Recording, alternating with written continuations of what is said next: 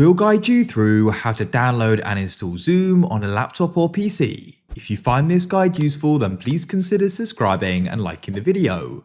Zoom is a web conferencing application. With it, you can go and join and host meetings, so it's super useful to go and have. To go and do this, open up a web browser. I'm using Chrome, but it doesn't matter.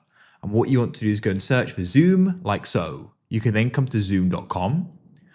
On the site, you need to scroll down to the bottom to the footer. There, you'll go and see the download section, and you can click on Zoom Workplace app. Tap there. Now, what we can do is scroll down, and you can click on the download button. It won't take long. Once it's finished, you can come out of your web browser and go and open up File Explorer. Come to the left and click on Downloads and go and find the installer. Double click on it, and then it all should go and start running. You can see it's starting to initialize, and then it will go and start installing. As you can see, it was successful. It doesn't take long at all. You can then go and press done, and Zoom should go and open up, as you can see.